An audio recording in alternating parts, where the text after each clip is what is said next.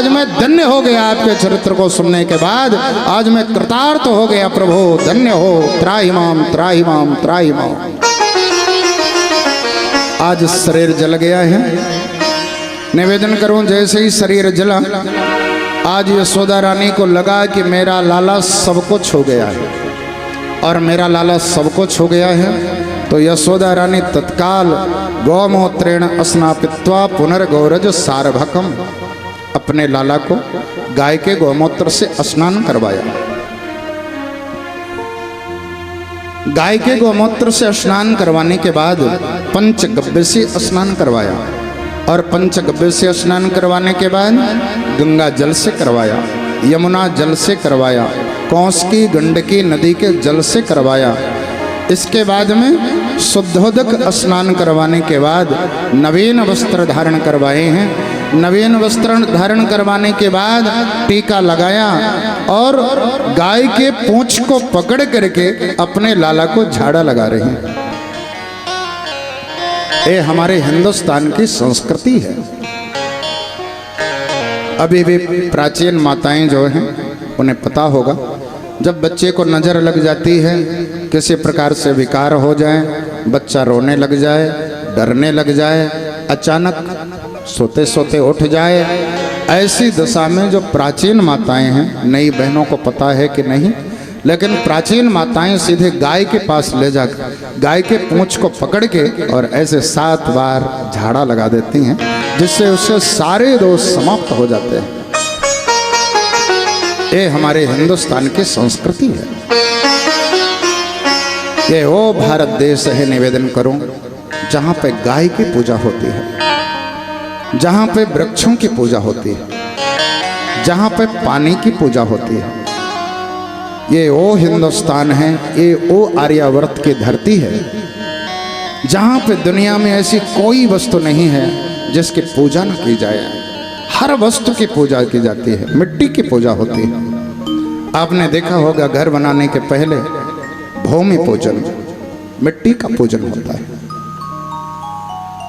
पानी का पूजन यानी गाय का पूजन, यानी गंगा का पूजन होता है।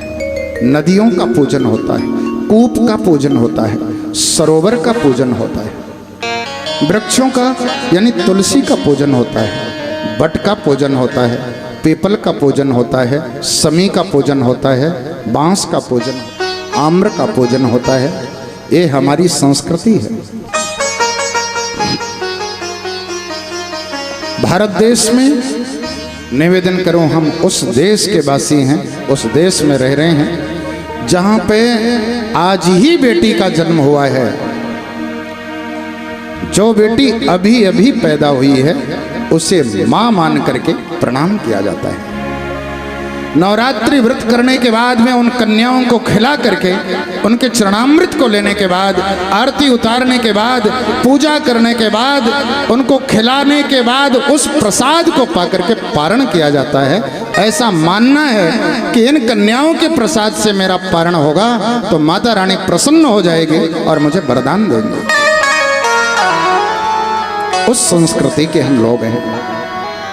जिस देश में स्वयं भगवान पधार करके गायों का गोचारण किया है गोविंद ने, जिनके गोबर को खुद भगवान ने उठाया है, गोचारण करवा करके गाय के पीछे पीछे भगवान दौड़ते थे, आज उन गायों की दुर्दशा हमारे भारत देश में देखो कितनी हो रही है।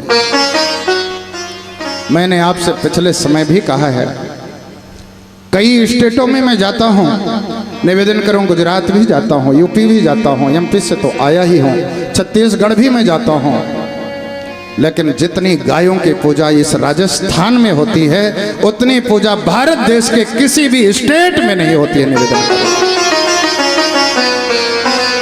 गाय की पूजा होती है यहाँ पे। मैं इस धरती को बार बार प्रणाम करता हूँ, साष्टांग नमन करता हूँ। धन्य हैं आप लोग जो गाय को रखते हैं, गाय का गोपालन करते हैं, गाय को चराते हैं। यहाँ की धरती इसीलिए समृद्ध है, इसीलिए हर व्यक्ति के चेहरे में मुस्कान है, हर व्यक्ति यहाँ का खुश है। कोई भी किसी के जीवन में वेदना नहीं है। निवेदन करूं, थोड़ी मोड़ी तो हर जगह होती है, स्वर्ग में जाओगे वहाँ भी होगी, बाकी जितनी खुशी, जितना आनंद इस राजस्थान के धरती में है, इस पवित्र भूमि में है, यहाँ की माटी में है, यहाँ की सौंधी माटी में जो आनंद है, निवेदन करो मुझे ऐसा लगता है कि पूरे देश में कहीं भी खोजोगे कहीं भी नहीं मिलेगा। अभी कल मैं सालासर बालाजी महाराज के पावन दर्शन करने के लिए गया था। कई जगह, कई कस्बे, शहर से गुजरता हुआ, गांव से गुजरता हुआ गया मैं। राजस्थान ये पहली ऐसी जगह है, निवेदन करूं, दिल्ली से भी मैं उस दिन आया यहाँ रतनगढ़। राजस्थान में प्रवेश करने के बाद किसी भी रोड में कहीं पर भी मांस मुझे लटकता हुआ नहीं दिखाई दिया। ये यहाँ की धरती है। बाकी किसी भी स्टेट में आप चले जाओ, कहीं भी चले जाओ, हर जगह पता नहीं इस देश का क्या होने वाला है। हर जगह बकरों को मारा जाता है, बकरियों को, भैंसों को, न जाने कितना मांस का निर्यात हो रहा है इस देश में हमारे। लेकिन आज भी इस कली का प्रभाव इस राजस्थान में नहीं है, और अगर कहीं होगा तो थोड़ा नहीं कह सकता मैं, लेकिन राजस्थान की धरती में मुझे इतना प्रभाव नहीं देखने को मिला। श्री रामचरितमानस में तुलसीदास जी महाराज कहते हैं, काल धर्म नहीं व्यापहि ताहि, रघुपति चरण प्रीत अति जाहि। गोविंद के चरणों में जिसका प्रेम होगा, जिस गांव का, जिस नगर का, जिस व्यक्ति का, जिस देश का, वहां पे कलयुग का प्रवेश नहीं होगा। सो साक्षात मैंने इस धरती में, राजस्थान की धरती में देखा। निवेदन करूं, राजस्थान की धरती मृत्युलोक नहीं है, इसे मैं बड़े गौरव के साथ कह सकता हूं कि यह बैकुंठ है। यहाँ की धरती बैकुंठ है। राजस्थान में आने के पहले मैं सुनता था कि भक्तिमती माता मीरा की भूमि बहुत पवित्र है। ये वही धरती है। उनके नाम से, उनके संकीर्तन से, उनके तमोरे के उस स्वर से मुझे लगता है इस राजस्थान की पूरी सीमा कृतकृत्य हो गई है, धन्य हो गई है। आइए दो क्षण ऐसी माँ के चरणों में हम सभी को प्रणाम कर लें। इसके बाद अपने इस महागाथा को आगे ले चलते हैं। करुणामयी कृपामयी मेरी दयामयी माता, करुणामयी कृपामयी मेरी दयामयी माता,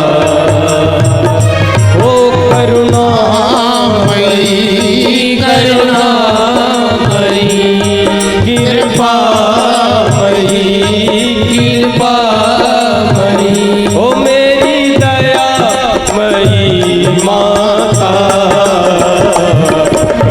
करुणामयी कृपामयी मेरी दयामयी माता,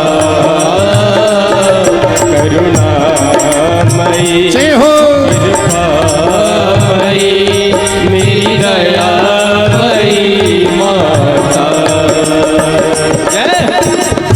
बहुत ही सौभाग्य है हम सभी लोग भक्तिमती माँ मीरा के इस पावन भूमि में विराजमान हैं। और ये जो कार्यक्रम हो रहा है, और श्री प्रमोद मुरारका जी ने, मनोज मुरारका जी ने अपनी माँ की स्मृति में ही ये कार्यक्रम कर रहे हैं। और जिनकी कृपा से यह भागवत की महाधारा का प्रवाह चल रहा है, ऐसी माँ कुल देवी के आशीर्वाद से यह आयोजन हो रहा है। निवेदन करूं, जहाँ पे माँ की कृपा हो, जहाँ पे भक्ति की कृपा हो, और जहाँ पे कुल देवी की कृपा हो, वहाँ की धरती तो अपने आप वैकुंठ बन जाती है। इसलिए इन तीनों माताओं के चरणों में बार बार प्रणाम करते हुए बड़ी भक्ति भाव के साथ दोनों हाथ उठाकर तालियों की सेवा के साथ हरि बोल।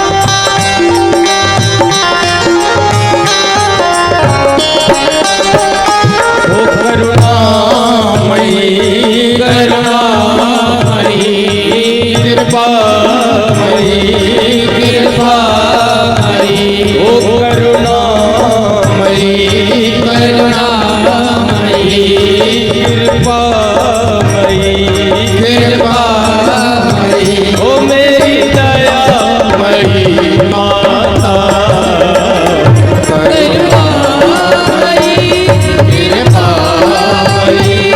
मेरी दया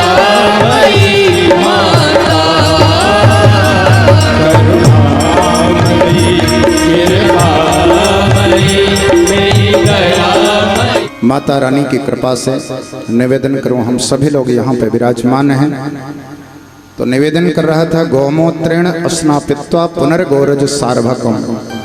अपने अर्भक को, अपने लाला को यशोदा रानी ने गाय के गौमूत्र से स्नान करवाया। गाय की पूजा, गाय का चरणामृत। शास्त्र कहता है, मैंने एक बार मध्य प्रदेश में निवेदन करूं, गौ कथा मैंने कहा है, तो गौ पुराण एवं गौ से रिलेटेड सारी वस्तुओं का मैंने अध्ययन किया था।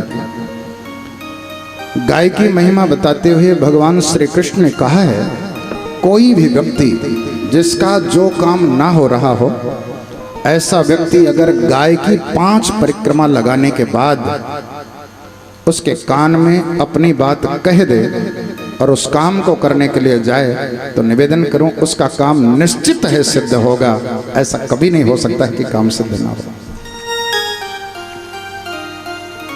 गाय की ऐसी महिमा है। भौतिक बाधा चाहे किसी को कितनी भी लगी हो, गाय के पूंछ से अगर 11 बार ऐसे झाड़ा लगा दे या पूंछ घुमा दे, तो निश्चित है उसकी सारी बाधाएं समाप्त हो जाएंगी। गाय को अगर कभी भी स्वप्न में देख ले, रात्रि में अगर गाय का स्वप्न हो जाए, तो निवेदन करूं उस दिन निश्चित है कोई विशेष धन की प्राप्ति होगी। अगर गाय का स्वप्न कोई देख ले तो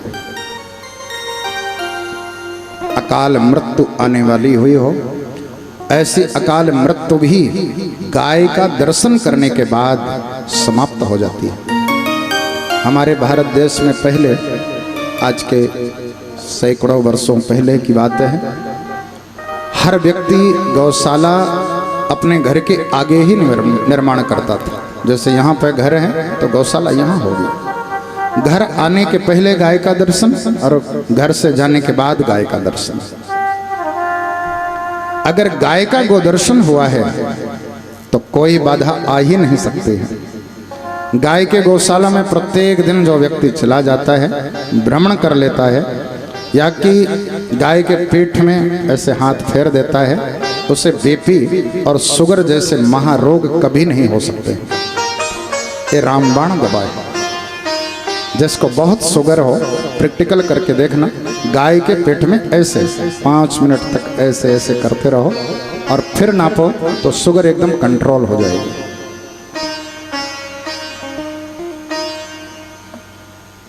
पहले के समय में पंचगव्य पान किया जाता था। जब कोई यज्ञ की दीक्षा लेता था यज्ञ करने के लिए, तो उसे पंचगव्य पान करवाया जाता था और अभी भी करवाया जाता है। भगवान शालिग्राम भगवान को पंचगव्य से, पंचामृत से स्नान करवाने के बाद उसे पान करते थे। इसका तात्पर्य क्या है? वैज्ञानिकों ने शोध किया है कि अगर पंचगव्य हफ्ते में 1 दिन भी पी लिया जाए तो उसे चर्म रोग कभी नहीं हो सकता है, पेट के विकार कभी नहीं हो सकते। गाय ने गोबर खेतों में किया है, जो गोबर खेतों में पड़ा है अपने आप सूख गया है, जैसे बिनौले बोलते हैं, यहाँ क्या बोलते हैं पता नहीं, जो कंडे पड़े हुए हैं, ऐसे कंडों को इकट्ठा करने के बाद उनको जलाने से जो भभूति बनती है, अगर उस भभूति को पूरे शरीर में लेप कर ले तो अद्भुत कांति पैदा होती है। ये जितने फेस वॉश, क्रीम और ये सारी चीज़ें लगाते हो, कुछ लगाने की जरूरत नहीं होगी। किसी तरह स्किन में किसी तरह पॉइजन होगा, कुछ भी होगा, सारा समाप्त हो जाएगा। ये प्रैक्टिकल है, आप इसे कभी करके देखना। गाय का गोमूत्र पान करने वाला व्यक्ति, अगर हर व्यक्ति कम से कम 1 महीने में 1 बार 10 ग्राम से ज़्यादा नहीं, क्योंकि उसमें तेजाब भी होता है, गाय का गोमूत्र 10 ग्राम अगर एक महीने में एक दिन भी अगर व्यक्ति जीवन पर्यंत पीता रहे तो उसे कैंसर की बीमारी कभी नहीं हो सकती। लेकिन गाय देसी ही होना चाहिए। देसी गाय से सारे प्रयोग हैं। ऐसी गाय का पूजन भगवान ने स्वयं किया है, गोविंद ने स्वयं किया है गोचारण। भगवान गोचारण करते हुए निवेदन करूं अपने जीवन को सवारे थे। ऐसी गाय माता का गोमूत्रेण स्नापित्व, गाय के गोमूत्र से कन्हैया को, लाला को यशोदा रानी ने स्नान करवाया कि मेरा लाला सब कुछ हो गया है, सब कुछ होने के कारण अपवित्र हो गया है, तो गाय के गोमूत्र से स्नान करवा दूंगे तो सो लाला पवित्र है जाएगा। और गाय के पूंछ से झाड़ा भी लगाया। झाड़ा लगाने के बाद लाला को स्पर्श करवा करके, हाथ से स्पर्श करवाया। बहुत सारा दान सौभाग्यवती देवियों को दान करवाया है, ब्राह्मणों को, बटुकों को दान करवाया, कन्याओं का पूजन करवाया और बुजुर्ग जो माताएं हैं उनको लाला को प्रणाम करवाया, आशीर्वाद दिलवाया है। आज भी अपने बच्चों को, लाला को, बुजुर्गों माताओं से आशीर्वाद दिलाना चाहिए, कन्याओं को प्रणाम करवाना चाहिए। ऐसी हमारी संस्कृति कहते हैं। कुछ ही दिन व्यतीत भये थे, इधर जैसे ही कंस ने सुना कि पूतना मारी गई तो कंस खौल गया। पूतना मारी गई, किसने मारा, कैसे मारा? तत्काल तृणावर्त नाम का महादानव बुलाया, जो कि वायु वेग से जा सकता था, वायु बन सकता था। ऐसे तृणावर्त को भेज करके कहा कि उस नंद के छोरा को मेरे पास उठा लो। तृणावर्त गया और जैसे ही तृणावर्त भवंडर बना हुआ, भवंडर माने और घूमने वाली आंधी, जैसे ही गया, निवेदन करूं इतने वेग से जा रहा है, भगवान समझ गए कि मामा जी हमारे ताई उड़न खटोला भेजे हो है। भगवान सोचने, आंगन में बैठे यशोदा स्तनपान कराई रही है। भगवान सोचने लगे, हे भगवान, मैया के गोद में रहेंगे सो मामा जी के पास कैसे जा पाएंगे? भगवान सोचने लगे, मैया के गोद से तो उतरे, लेकिन उतरे कैसे? भगवान ने एक लीला करी। का लीला कियो? गरिमाणम शिशोरबोढ़म न सेहे गिरि कोटवत। भगवान धीरे धीरे अपने भार को बढ़ाने लगे और जैसे ही भार को बढ़ाने लगे तो यशोदा के गोद में लाला का वजन इतना ज्यादा बढ़ गया कि यशोदा सोचने लगी, अरे ये मेरा लाला इतना छोटा सा लाला इतना भारी कैसे हो गया? मन में सोच रही है लेकिन समझ में नहीं आ रहा है। भगवान ने थोड़ी सी मंद मुस्कान लियो। भगवान की मुस्कान भी माया है।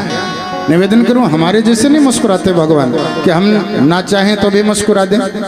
भगवान का मुस्कुराना की तो निवेदन कर रहा था, भगवान का मुस्कुराना भी ऐसे नहीं है। ऐसे नहीं कि हम ना चाहें तो भी सामने वाला हो जाए तो मुस्कुरा देते हैं। भगवान के मुस्कान भी बिना रीजन के नहीं होती। जब कोई रीजन होगा तभी ठाकुर मुस्कुराते हैं। भैया थोड़ा बैलून थोड़ा सा। भगवान का मुस्कुराना भी माया है। बैलून थोड़ा सा उठा लो, उठाइए बैलून। भगवान जैसे यशोदा को देख करके मुस्कुराए और जैसे मुस्कुराए, निवेदन करूं तो यशोदा के समझ में आई, ओ अब बात समझ में आई है। लाला को इतनी देर से जो स्तनपान कराई रही हूं, लाला ने स्तनपान ज्यादा कर लियो है, यही कारण ते लाला को वजन बढ़ गए हो है। अब कल्पना करो, कोई माँ अपने बच्चे को स्तनपान कराए और लाला इतना भारी हो जाए कि माँ के लिए वजन ज्यादा लगे। लेकिन भगवान के मुस्कान ने यशोदा को यही समझाया और यशोदा की यही बात समझ में आई तो गरिमाणम शिशोरबोढ़म न सेहे गिरि कूटवत। ऐसा लग रहा है जैसे किसी ने पत्थर रख दिया हो। तत्काल भौमो निधाय तम गोपी विस्मिता भार पीड़िता। यशोदा रानी ने कहा अपने लाला को जमीन में लेटाए दूं, ज्यादा स्तनपान कर लियो है, या के बाद में घर को काम कर लूं, घर के काम के बाद में लाला को फिर खिलाऊं। ऐसा सोच करके भौमो निधाया अपने कन्हैया को जमीन में लटा दिया। यशोदा घर के काम करने के लिए अंदर गई, तब तक तृणावर्त बवंडर बना हुआ आया और कन्हैया को उठा के सीधे आसमान में ले गया। अब भगवान जैसे ही आसमान में ऊपर पहुंचे, ऊपर पहुंच करके भगवान मुस्कुराने लगे। वो है ललिता को घर, वह विशाखा को घर है, वह मधुमंगल को घर है, वह सविता को घर है, वह शारदा को घर है। ऐसे भगवान ने चारों तरफ देखी, हर गलियों को गोविंद ने देखा, क्योंकि भगवान को जो चोरी करनी है ना, चोर तो वही सफल होवे जाको गली गली को ज्ञान हो, और नहीं पता चला चोरी करके यहाँ से भागा, पुलिस सामने खड़ी है। भगवान ने चारों तरफ की गलियों को देख लिया। वह विशाखा को घर है, अच्छा या गली यहाँ से यहाँ को जा रही है, वह सामने मधुमंगल को घर है, या श्रीदामा को घर है। चारों तरफ की गलियां भगवान ने देख लिया। और जैसी गलियां भगवान ने देखी, तृणावर्त तो भगवान को लेके मथुरा की ओर जाने लगा। और जैसे मथुरा की ओर जाने लगा, भगवान मन में सोचने लगे, मामा जी अभी हमें कहाँ ले जा रहे हो, अभी तो नन्हे से हैं, मामा जी से मिलवे के ताई खुद आएंगे। भगवान ने बड़ी जोरों से गला पकड़ा तृणावर्त का, और जैसे ही तृणावर्त का गला पकड़ करके अपने भार को बढ़ाने लगा, तृणावर्त सोचने लगा, अरे ये तो मैं नंद के अग्न से नंद के छोरा को ले आयूं या कि काऊ पहाड़ को उठाए लायूं। भगवान मुस्कुराने लगे, दारी के तेरी मति में पत्थर पड़ गए हैं, तेरा कैसा दुर्भाग्य है, मेरे भक्त पत्थर में भी मेरा दर्शन करते हैं और तू मेरे में पत्थर को देख रहा है। भगवान ने इतना जोर से गला पकड़ाया और भार को बढ़ाया कि दम से आकर के सीधे नंदगांव में ही गिर गया। गोविंदाय नमो नमः आए गयो। बोलिए भक्तवत्सल भगवान की जय हो। और जैसे ही गिरा तो सारे ब्रजवासी फिर से दौड़े, कहा है गयो, कहा भयो। नंद बाबा पास में आए, नंद बाबा देखे कि पापी मारो पड़ो है। नंद बाबा जी कहने लगे, भैया मुझको विश्वास है गयो। कहा विश्वास भयो, पापी अपने पापन ते ही मरे, वाको मारवे की कछु जरूरत ना है। मैंने आज तक काहो को कछु नाई बिगाड़ो है, या कारण ते देखो लाला को मेरे एक खरोचो तक नाई आई है। न जाने कहाँ कहाँ ते पापी आवे और उसको अपने से मर जाएं, इनकी लाश यहाँ पड़ी रहे। आज बाबा ने फिर से लाला का स्नान करवाया है, और लाला को स्नान करवाने के बाद निवेदन करूं, कन्हैया से स्पर्श करवाने के बाद अनेक प्रकार से दान दक्षिणा दिलवाई है। दान दक्षिणा दिलवाने के बाद ब्राह्मणों से आशीर्वाद दिलवाया। भगवान थोड़े से और बड़े हो गए, और जैसे बड़े भये, इधर वसुदेव जी महाराज प्रत्येक दिन गिन रहे हैं कि मेरा लाला अब इतना बड़ा हो गया होगा, मेरा लाला वैसा लग रहा होगा, इस तरह दिख रहा होगा। एक दिन वसुदेव जी महाराज गर्गाचार्य जी के चरणों में प्रार्थना किए, महाराज मेरा लाला बाबा के घर में है, कृपा करके आप पधारो, सो मेरे लाला को नामकरण संस्कार कर दो। बाबा कहने लगे ठीक है। गर्गाचार्य जी महाराज पधारे, और गर्गाचार्य जी महाराज जैसे नंदगांव में पहुंचे, बाबा ने देखा सो गर्गाचार्य जी को प्रणाम किया। गर्गाचार्य जी महाराज को प्रणाम करने के बाद बाबा ने आवाज लगाई, अरे यशोदा रोहिणी जल्दी से आओ, बहुत बड़े सिद्ध महात्मा पधारे हैं, अरे तुम भी प्रणाम करो और दोनों छोरन को ले आओ, प्रणाम करवाओ। गर्गाचार्य जी महाराज ऐसे बन गए जैसे कुछ जानते हो ना। बाबा तेरे घर में छोरा भयो है? हाँ महाराज आपकी कृपा से छोरा भयो है। अच्छा तो का नामकरण कियो है? अरे महाराज आज तक तो नामकरण नहीं कियो, अब आप पधार गए हो, सोई आप नामकरण कर दो। गर्गाचार्य जी महाराज कहने लगे, तो को पता ना है मैं यदुओं का पुरोहित हूँ, अगर मैंने तेरे छोरा को नामकरण कर दियो सो सबन को पता चल जाएगो कि मैंने नामकरण कियो, सो गड़बड़ है जाएगी। राजा पता चले तेरे पास कोई दूत भेज दे। नंद बाबा कहने लगे, महाराज जब आप जैसे सिद्ध महात्मा पधार ही गए हैं तो आप कृपा करो, कछु विशेष उत्सव से नाए, गौशाला में चल के गौरी गणेश को पूजन करवाए दो, और गौरी गणेश को पूजन करवावे के बाद छोरा को नामकरण कर दो। गर्गाचार्य जी महाराज कहने लगे, जैसी थारी मर्जी। गौशाला में पहुंचे, एक आसन में विराजमान भये। यशोदा रोहिणी अपने अपने लाला को लेकर के विराजमान है गई। पूजा भई। पूजा होने के बाद जैसी कन्हैया के ऊपर गर्गाचार्य जी महाराज की दृष्टि पड़े, निवेदन करो, एक क्षण में बाबा समाधिस्थ हो गए। ओ हो, धन्य हो यशोदा, धन्य हो। जिस पूर्ण परात्पर पर ब्रह्म का दर्शन करने के लिए बाबा भोलेनाथ हमेशा शमशान में बैठे रहते हैं, जिस ब्रह्म का दर्शन पाने के लिए बड़े बड़े योगी जन गुफाओं में घुसे रहते हैं, इसके बाद भी उन्हें दर्शन नहीं होता। आज वही ब्रह्म, वही निर्गुण निराकार यशोदा धन्य है, तो तेरी गोद में खेल रहा है। तेरे से बड़ा भाग्यशाली दुनिया में कोई नहीं हो सकता है। यशोदा रोहिणी से कहने लगी, रोहिणी, मैंने या महात्मा को बड़ो महत्व सुन रखो है। मैंने सुने हैं कि या बाबा बहुत बड़ो सिद्ध है, चलो या की परीक्षा ले लें। रोहिणी कहने लगी, बहन हम का परीक्षा ले लेंगे। यशोदा कहने लगी, सुन, मेरे छोरा को तू ले ले और तेरे छोरा को मैं ले लूँ।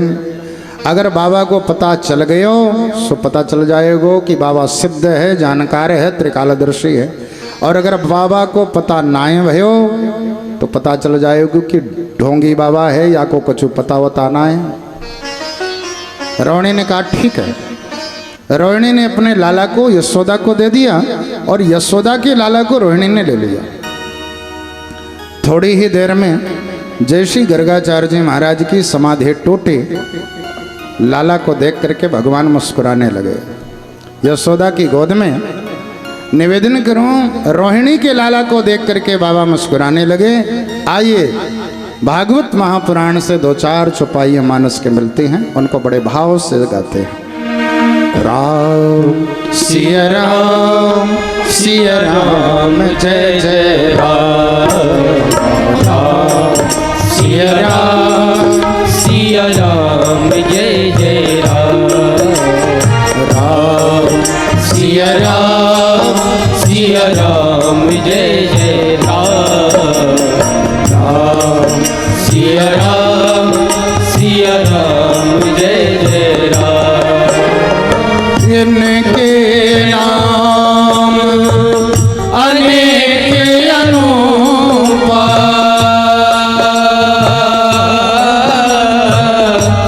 मैं नृप कहाँ स्वमति अनुरूपा। राम सिया राम, सिया राम, जय जय राम। राम सिया राम, सिया राम, जय जय राम। दोनों हाथ उठाकर तालियों की सेवा देते हुए जय हरि बोल।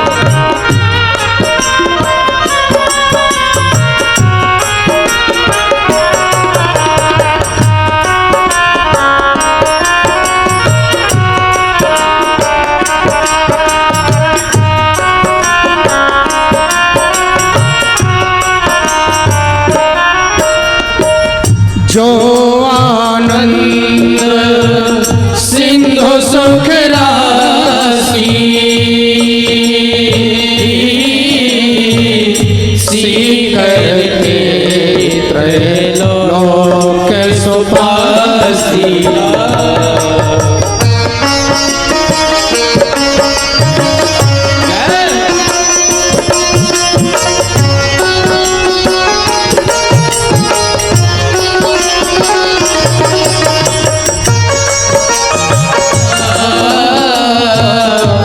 अखिल लोके दायक विश्राम। सिया राम, सिया राम, जय जय राम। कौन है? रोहिणी पुत्रो, ये तुम्हारी गोद में रोहिणी का बेटा है। यशोदा रोहिणी की ओर देखने लगी, बहन बाबा तो बड़ो जानकार है, त्रिकालदर्शी महात्मा है। अरे यशोदा, ये रोहिणी का बेटा साधारण नहीं है। रमयन सुहृदो गुण ही, अपने गुण के कारण स्वयं में रमण करेगा। अद्भुत है ये बालक। रोहिणी की कोंख से जिनका जन्म हुआ है, पता है आपको कौन है? ये साधारण नहीं है, ये लक्ष्मण जी महाराज हैं। राम राज्य के बाद में एक धोबी ने जैसे ही जानकी जी पे उंगली उठाई, राम जी ने लक्ष्मण को बुलाया और लक्ष्मण को बुलाने के बाद राम जी कहने लगे, लक्ष्मण जाओ सीता को जंगल में छोड़ाओ। लक्ष्मण ने कहा, नहीं भैया, कैसी बात कर रहे हो आप? एक साधारण प्रजा के कहने से आप माता जी को आप बाहर कर रहे हो? प्रभु, आपने तो अग्नि परीक्षा लिया है, सारे वानर भालुओं के सामने आपने अग्नि परीक्षा लिया। ब्रह्मा जी अग्निदेव उस समय सामने प्रत्यक्ष थे। राम जी ने कहा, लक्ष्मण, अगर प्रजा ने सीता पे उंगली उठाई है तो हमें सीता का परित्याग कर देना चाहिए, नहीं तो राजा के दोषित चरित्र हो जाने से जब तक प्रजा के मन में संदेह हो तो प्रजा के लोग भी दुराचारी हो जाते हैं। हमारी आज्ञा है, जाओ सीता को जंगल छोड़ाओ। लक्ष्मण जी ने कहा, नहीं भैया, मैं नहीं जाऊंगा। माता जानकी जी को ऐसी अवस्था में, जिस अवस्था में माता जानकी जी को बिल्कुल बाहर नहीं जाना चाहिए, इस अवस्था में आपकी आज्ञा हो रही, मैं छोड़ाऊं? भैया, मैं नहीं जाऊंगा। दूसरी बार लक्ष्मण ने जैसे मना किया, राम जी महाराज कहने लगे, लक्ष्मण खबरदार, अयोध्या का सम्राट राजा राम तुम्हें आदेश दे रहा है, जाओ सीता को छोड़ के आओ। लक्ष्मण की आंखें झुक गई, लक्ष्मण की आंखें नीचे हो गई, आंखों में नेत्रों से अश्रुपात होने लगा। लक्ष्मण ने कहा, भैया, आज मैं आपसे छोटा हूं और छोटा होने के कारण मैं आपसे कुछ नहीं कह सकता, लेकिन भैया, अगर शायद मैं आपसे बड़ा भाई होता तो आपकी आज्ञा का विरोध करता है। मां को ऐसी अवस्था में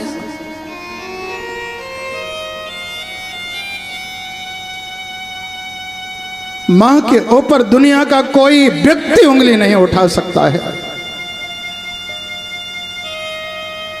लेकिन लक्ष्मण आज मजबूर है। भैया, मैं आपसे बड़ा नहीं हूं, इसलिए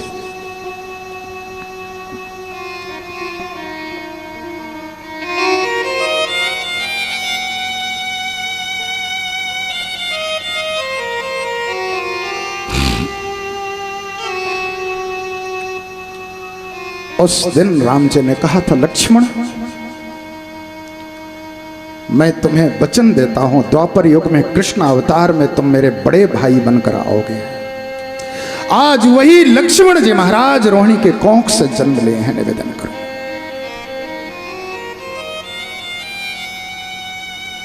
गर्गाचार्य जी महाराज कहने लगे कि अयम ही रोहिणी पुत्रो रमयन सुहृदो गुणई। अरे यशोदा, ये रोहिणी का लाला गौरव वर्ण का जो तुम्हारी गोद में विराजमान है, ये साधारण नहीं है, बहुत बड़ा पराक्रमी होगा, अपने सुहृदों पे प्रेम करने वाला होगा, टूटे हुए परिवार को जोड़ने वाला होगा, इतना बलवान, इतना ताकतवर होगा, इसके सामने बड़े से बड़े योद्धा टिक नहीं पाएंगे। इतना बलिष्ठ होगा कि इसके नाम को सुनने के बाद योद्धाओं के दांत खट्टे हो जाएंगे।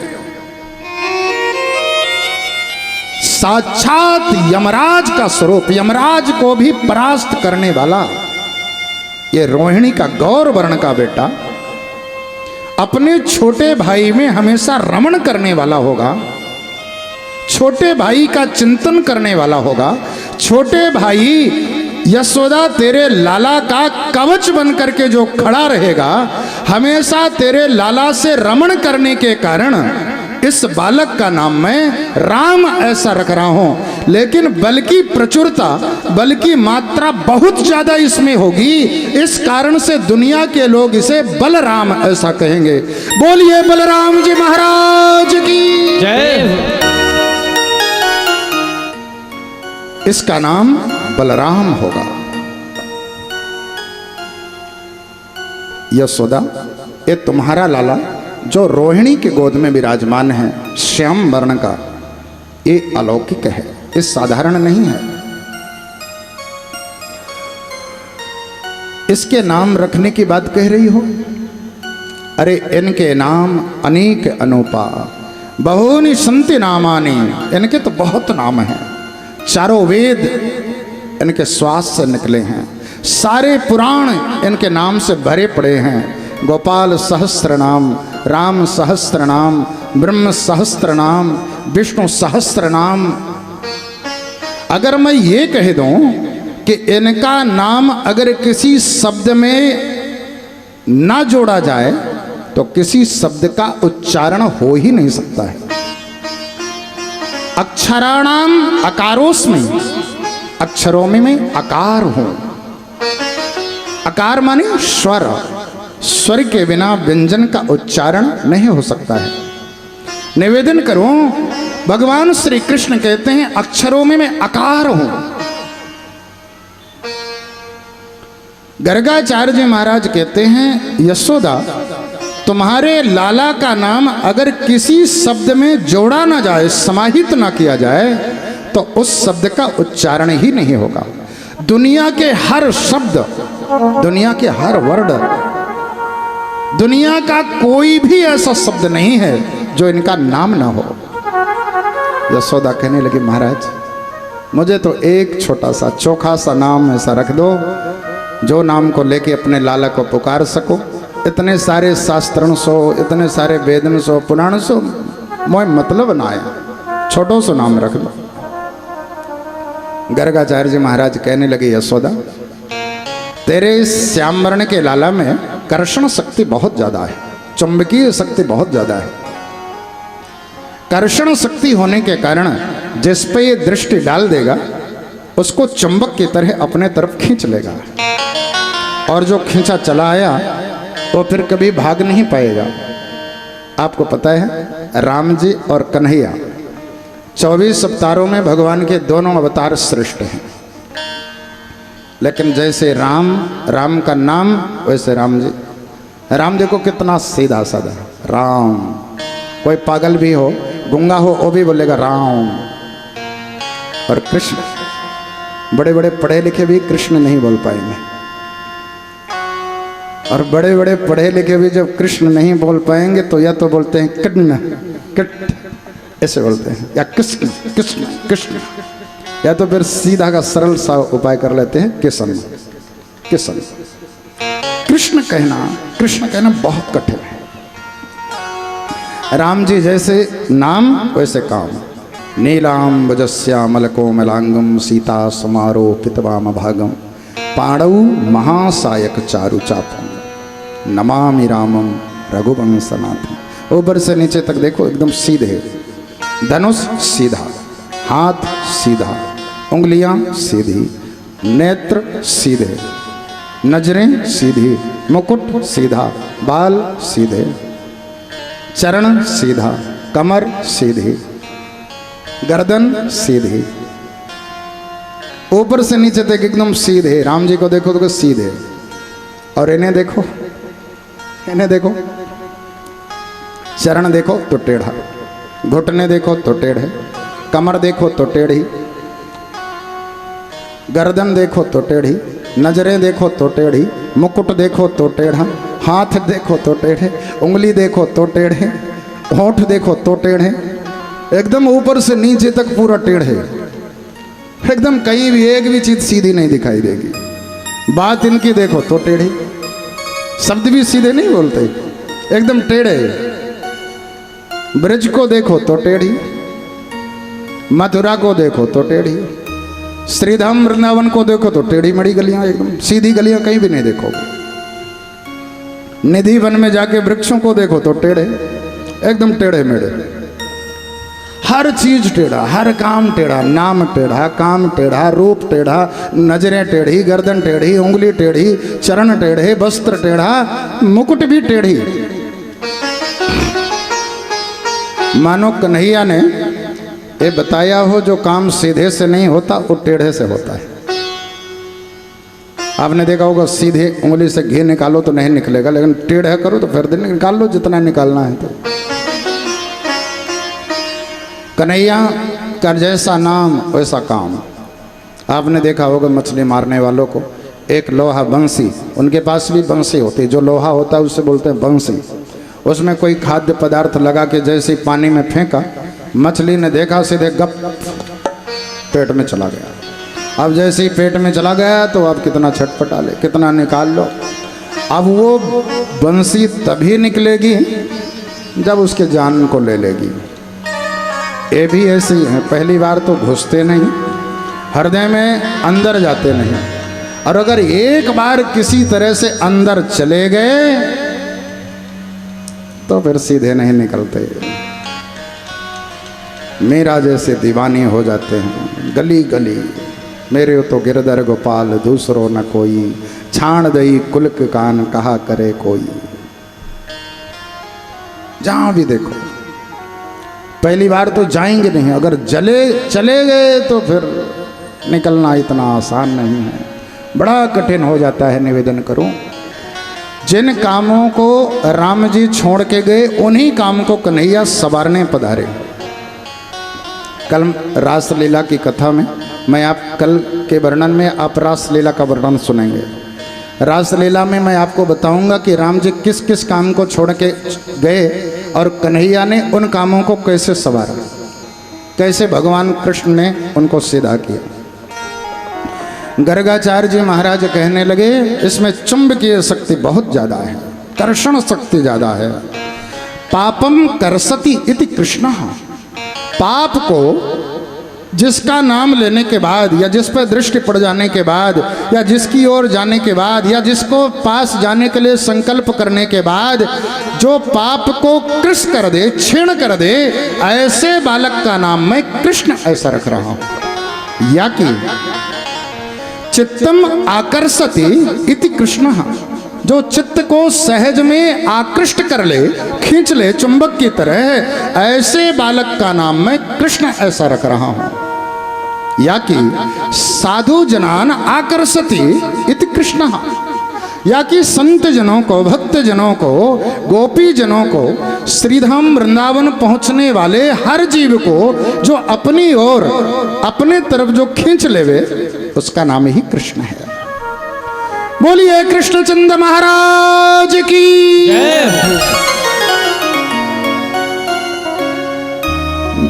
गर्गाचार्य महाराज ने जैसे नामकरण कर दिया, यशोदा कहने लगी बहन या बाबा नो इतनो लंबो चौड़ो नामकरण कर दियो है कि मोते तो लिए हुए न जाए, लेकिन मैंने इन छोरन को नामकरण सोच लियो है। रानी पूछने लगी बहना तूने का सोचो है? यशोदा कहने लगी बहन मैंने तो सोच लियो है कि आप बड़े वाले को बलुआ और छोटे वाले को कनुआ कह के बुलाएंगी, मोए याई नाम अच्छो लगे। निवेदन करूं वृंदावन में, गोकुल में, मथुरा में किसी ने भगवान को कृष्णचंद नहीं कहा। भगवान की प्रसिद्धि वहां भाई कनुआ और बलुआ। बलदाऊ भैया को बलुआ और कन्हैया को कनुआ। यशोदा जब बुला ए कनुआ इधर आ जा। भगवान को कृष्णचंद किसी ने नहीं कहा। कृष्णचंद तो सीधे हस्तिनापुर में जब पहुंचे तो कृष्णचंद, द्वारका में पहुंचे तो द्वारकाधीश भगवान। ब्रज में आज भी जो ब्रजवासी हैं वहां के रहने वाले मूल निवासी वो कनुआ ही कह के पुकारे हैं, ए कनुआ। भगवान के प्रसिद्ध है भाई कनुआ और बलुआ कह करके। गर्गाचार्य जी महाराज के चरणों में प्रणाम किया है, ब्राह्मण का आशीर्वाद दिलाया है। आशीर्वाद दिलाने के बाद अब भगवान थोड़े से और भये, बड़े भये, और जैसे भगवान बड़े भये हर ब्रज की गोपी के मन में ये आकांक्षा है कि कि नंद का छोरा हमें कैसे मिले, हम किस प्रकार से पाएं, नंद के लाला को हम किस प्रकार से खिला लें, अपनी गोद में बैठा लें, थोड़ा सा मुख को चूम लें। हे विधाता वाही उपाय करो, जा कारण ते नंद को छोरो हमारे घर में आ जाए। सारी व्रज की गोपियाँ भगवान से निवेदन कर रही हैं। भगवान को पता हो गया। भगवान जैसे ही थोड़े से बड़े भय, सारे ब्रजवासी गोपालों को बुलाया, ए गोपालो इधर आ जाओ हमारे पास। हाँ भैया लाला बता क्या बात है। भगवान कहने लगे कबहू चोरी वारी कियो कि नहीं कियो। गोपाल कहने लगे लाला हम काहे बात की चोरी करें, हमारे घर में का चीज की कमी है, अरे चोरी नहीं कियो। भगवान कहने लगे रुपए पैसे की चोरी करवे के ताई नहीं कहें तो काहे बात की कहो। अरे भैया खावे पीवे की चोरी चोरी ना है, हमारे घर में इतनो मक्खन हो, इतनो दूध हो, इतनो दही हो, इतनो घी हो, लेकिन जब खावे की बारी आई सो मैया उठाए के मटकियन में भर के सीधे मथुरा में ले जाए के बेची आवे। भैया गैया पाले हम, गोचारण करे हम, गैयन को बांधे हम, और जब दूध पीवे की बारी आए सो मथुरावासी आज से पक्को कर लो, घर में जितनो माखन दूध दही है रहे हो सो सब पी के शरीर बनाओ, न जाने कौन से समय में कौन सी जरूरत पड़ जाए। जितने छोरा हैं सब कहने लगे लाला बात पक्की है। सारे ब्रजवासियों को भगवान ने भेजा, अपने अपने घर में जाके चोरी कर रहे हैं। दूसरे दिन जैसे पहुंचे भगवान पूछने लगे हाँ भैया बताओ आज चोरी कियो कि नहीं कियो। जो ब्रजवासी चोरी में सफल भय थे सो बड़े मुस्कुराते भय लाला आज तो आनंद आएगा, एकदम मैया ने दही रख राख्यो सो मैंने दही उठाई के सबरो पे डालो। एक ने कहा लाला मैंने तो घी पी डालो, एक ने कहा लाला बढ़िया मलाई वालो दूध पड़ो रहो, सो मैया ने छीकों में लटकायो सो मैंने वाई को पिटाए, सबरो गटगटाए गए, आनंद आए गए। लेकिन दो चार जो पिट के आए से थे सो पेट खोल के दिखावे लग गए लाला या देख ले या पेट की दशा का भई है, आज ते हमने कान पकड़ लियो है, जीवन में कबहू चोरी नहीं करेंगे। मैया ने जैसे मुंह को देखो कि या दही चोरी करवे के ताई गयो है सो मैया ने सटिया उठाई, ले सटिया ले चटाचट सबरो पेट की चमड़ी निकाल ली। भगवान कहने लगे दारी के जिंदगी में पहली बार चोरी करी सो पिट के चले आए, अगर चोरी करवे ना आवे सो आओ हमारे विद्यालय में एडमिशन ले लो सो हम चोरी करवे के ताई सिखाएंगे। लाला तेरे कौन सा विद्यालय है। भगवान कहने लगे मेरे विद्यालय को नाम है बाल गोपाल चौर विद्या प्रचार मंडल, सो आओ निःशुल्क प्रवेश मिले सो एडमिशन ले लो सो हम खुद पढ़ाएंगे, हम प्रिंसिपल हैं। सबरे ग्वाल वाल खड़े है गए लाला सो आज से बात पक्की, हम तेरे साथ में हैं। गोपियों की इच्छा पूर्ण करने के लिए कन्हैया निवेदन करूं एक घर में चोरी करवे के ताई गए और चोरी करके भगवान जैसे ही भागे सो गोपी ने देख लिया। अब गोपी ने देख लिया सो गोपियों को लगाया सखी या बात ठीक है बहन, चल आज यशोदा के पास शिकायत लेके चले और अगर हमने शिकायत कर दी तो लाला हटी है, दूसरे दिन हमारे पास जरूर आएगा। एक गोपी कहने लगी आज प्रतीक्षा कर ले, अगर कल आएगा सो कल निश्चित चलेंगे। गोपियाँ रुक गई। अब कन्हैया दूसरे दिन फिर से पहुंचे, दो चार घरों में भगवान ने चोरी करी और चोरी करके भाग के खड़े हैं। अब गोपियों को मौका मिला, जिन गोपियों के घर में भगवान पहुंचे हैं उन वो गोपियां तो हैं ही, जिन गोपियों के यहाँ भगवान नहीं पहुंचे उन वह गोपियां भी अपनी मटकी को फोड़ करके अपने साथ ले लिया, किसी ने चूनर को फाड़ के अपने साथ में ले लिया, किसी ने साड़ी पकड़ ली, किसी ने अपनी दोहने उठा ली। 50 की संख्या में गोपियां खड़ी है गई और चिल्लाती जा रही हैं अरे यशोदा बाहर आ बाहर आ बाहर आ। अब यशोदा रानी तो घर में काम कर रही है, जैसी गोपियन की आवाज सुनी सो दरवाजा को खोलो, बाहर खड़ी हुई अरे बहन आज कैसे पधारी हो, आज तो मैंने बुलावा उल्लुआ कछु नहीं दियो है, मेरे घर में कछु उत्सव नहीं, कैसे पधारी हो। गोपियां कहने लगी तेरे घर में लाला के गीत गावे के ताई ना आई हैं, ना बुलौआ में गीत सुनावे आई हैं, तो कैसे पधारी हो।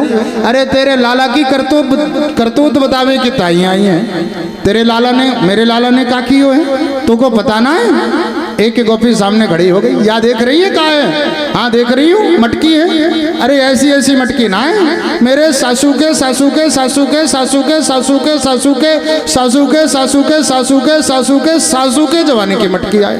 मेरी सासू ने सहेज के रखी थी और देख तेरे लाला ने या की गा गति बिकारे है। तो का कियो है बहन? एक गोपी कहने लगी, बहन तेरा छोरा रोज मेरे घर में आता है, वत्सान मुंचन क्वचित समय क्रोश संजात हासा। अरे ये यशोदा, तेरा छोरा रोज मेरे घर में आता है और मेरे घर में आने के बाद मेरे बछड़े को खोल देता है। यशोदा कहने लगी, बहन बिल्कुल तो ठीक कह रही है। जैसे दोहनी को उठाई के दूध दोवे के ताई जाऊं, वैसे लाला सबसे पहले बछड़ान के पास में पहुंचे और बछड़ान को खोल दे। गोपी कहने लगी, बहन अरे दूध दोहवे के ताई जाऊं और बछड़ा को खोले तब ना। अरे क्वचित समय दोहने के पहले ही बछड़े को खोल देता है, जिससे कि सारा दूध बछड़े पी जाते हैं और फिर ले जाके उसी खोटे में बांध देता है। और जैसे ही बांधे दूध दोहवे के ताई जाऊं, दोहनी उठाऊं, बछड़ा को खोलूं, सो गैया सीधे लात मारे, दोहने फूट के बाहर गिरे। यशोदा एक बार अपने लाला की ओर देखे, फिर कन्हैया को देखे। सचमुच में मेरा लाला इतनी शैतान हो गया है। लेकिन यशोदा सोच बड़ी जोरन से देखूंगी तो कहीं रोबे ना लग जाए। तो एक बार मन में मुस्कुराई भी, लाला को भी देखे, फिर गोपियों की ओर देखने लग जाए। यशोदा कहने लगी, बहन अगर मेरा छोरा इतनी शैतानी करता है तो मेरा छोरा तेरा भी तो है, तो डांट दिया कर। गोपी कहने लगी, डांट दिया करूं? क्रोश संजात हासा। बहन जैसे ही अपनी आंखी को मैं तेज करती हूँ कि इसे डांट दूं, थोड़ा सा क्रोध में आती हूँ, क्रोध जैसा मुंह बनाती हूँ, तो तेरा लाला अपने जीभ निकालता है और जीवा निकालने के बाद मुंह को अंगूठा दिखावे और बड़ी जोरन से हंसे। और जैसे ही यह अंगूठा दिखावे तो मुंह को भी हंसी आ जाए, गुस्सा एक बार ठंडी है जाए। एक गोपी कहन, बहन एक दिन तो तेरे छोरा ने अति कर दिया है। काती की है बहन? एक गोपी कहने लगी, रोज रोज मेरे घर में आवे। अब जब रोज रोज मेरे घर में आवे तो मैंने ठान लियो कि आज लाला को जितनो माखन खावे होए सो सबरो घर को माखन निकाल के मैंने आंगन में सजाई दियो। अब जितनी दोहनिया थी, मलाई रखो, दूध रखो, दही रखो, माखन रखो, सबरो घी निकाल के मैंने आंगन में सजाई दियो। अब जैसे सजाई दियो, तेरे छोरा को न जाने कहाँ से पता है जाए कि घर में कौन है, मालिक है कि नहीं है, घर में खावे पीवे के ताई कछु है कि नहीं। लाला को तेरे न जाने कौन से मंत्र पता है कि या को सबरो बात पता है जाए।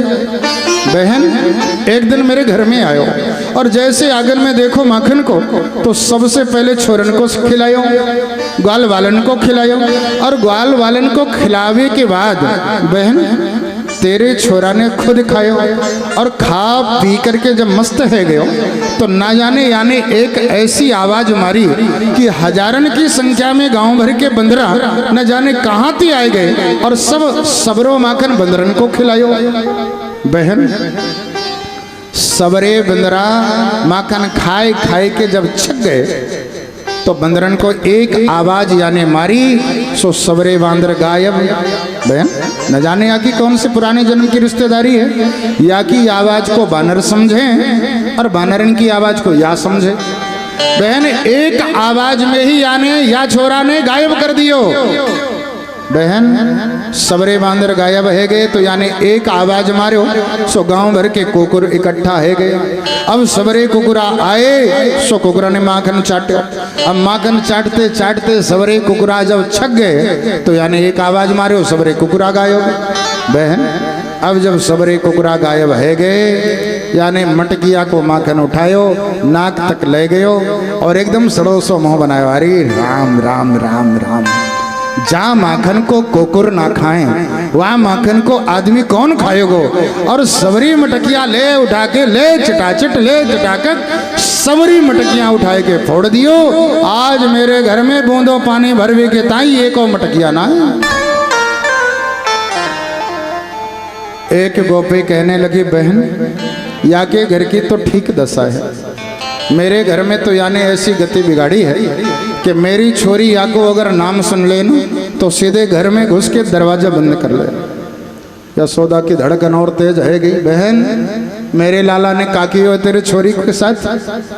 गोपी कहने लगी, बहन एक दिन की बात बताऊं, तेरा छोरा न जाने सुबह सुबह न जाने कहाँ ते आयो भोर में, और भोर में आई के मेरे घर में घुसे। वह दिन की बात है, मेरे मालिक दूध बेचवे के ताई सीधे भोरी में मथुरा चले गए, और जैसे ही चले गए घर में मैं और मेरी छोरी खाट में खर्राटे लगाई के सो रही थी। अब मैंने सोची चलो गौशाला में गौवन को गोबर उठा लूं।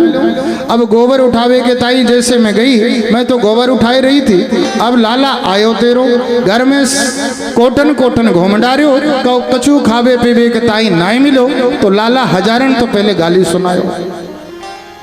जहां भी देखो पहली बार तो जाएंगे नहीं, अगर चले गए तो फिर निकलना इतना आसान नहीं है, बड़ा कठिन हो जाता है। निवेदन करूं, जिन कामों को राम जी छोड़ के गए उन्हीं काम को कन्हैया सवारने पधारे। कल रासलीला की कथा में मैं आप कल के वर्णन में आप रासलीला का वर्णन सुनेंगे। रासलीला में मैं आपको बताऊंगा कि राम जी किस किस काम को छोड़ के गए और कन्हैया ने उन कामों को कैसे सवारा, कैसे भगवान कृष्ण ने उनको सीधा किया।